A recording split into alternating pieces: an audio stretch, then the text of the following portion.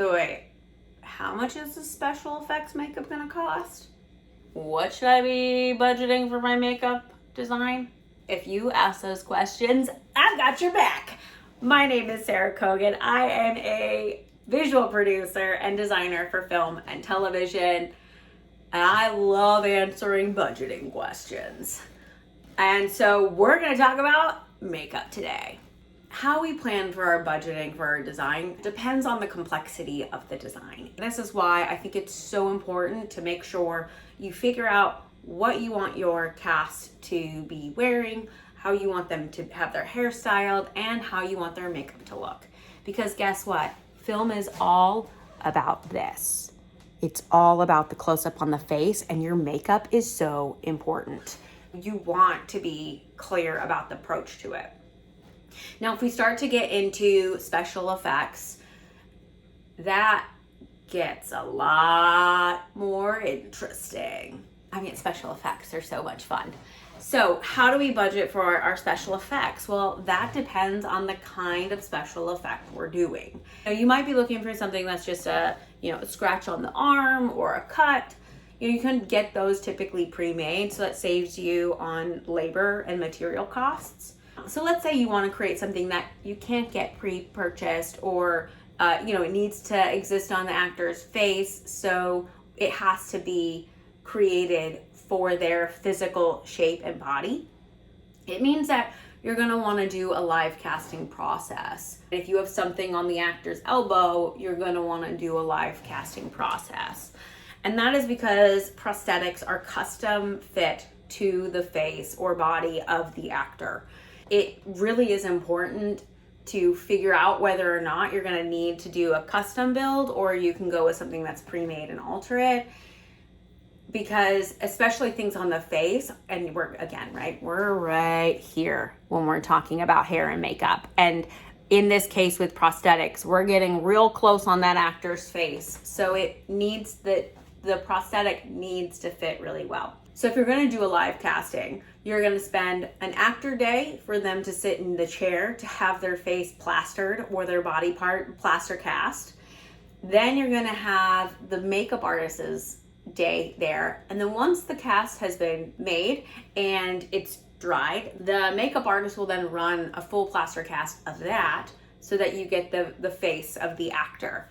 And from there, they use molding compound to create the shape of the prosthetic, whether that's fantasy, sci-fi, you name it. Then once that is approved, they create the mold for that piece using the plaster face and the beautifully sculpted special effects shape of the prosthetic, and they create the mold for that.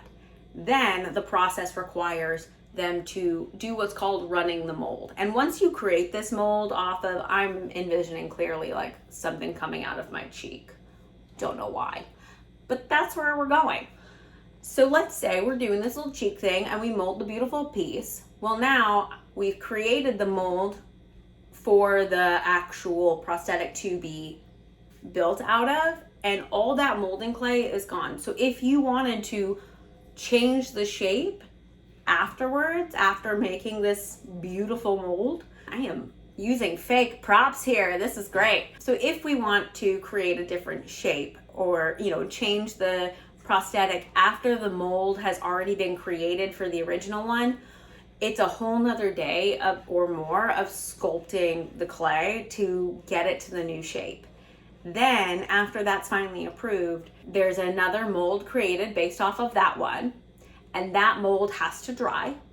And then after that dries, it gets cleaned out and it gets what's called, you run the mold, which means you're gonna put the either silicone or latex into the mold in order to create the prosthetic that will then be used later. This process can take several days just to get to the point where the prosthetic is made.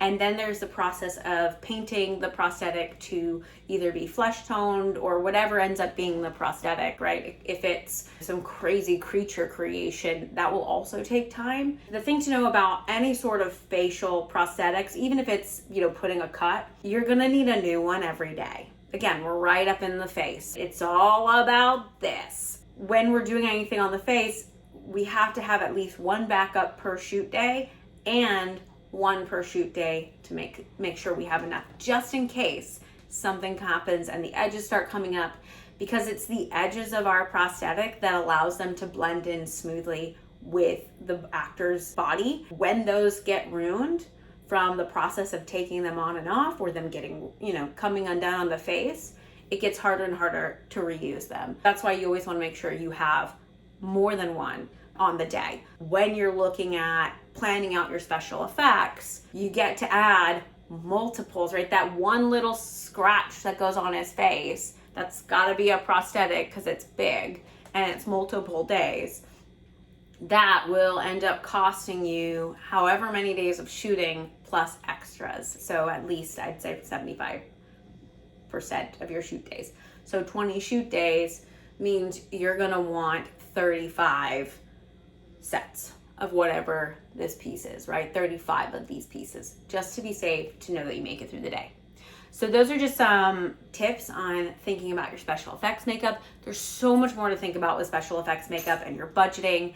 There's just so much to talk about. It's so much fun. I love this. Now I'm like a nerdy math designer person. If you found this helpful and you want to know what else do I need to know about budgeting for my film's design, how do I figure this out, where do I figure out the numbers, check out my book. I'm so excited about this book called The Filmmaker's Guide to Budgeting for Costume, Hair, Makeup, and Production Design. I'm so excited to share my knowledge with you. So you can find the link for that book in the show notes below. If you like this, subscribe to my channel. I'm doing more and more of these every day. Have a good one. Bye, friends.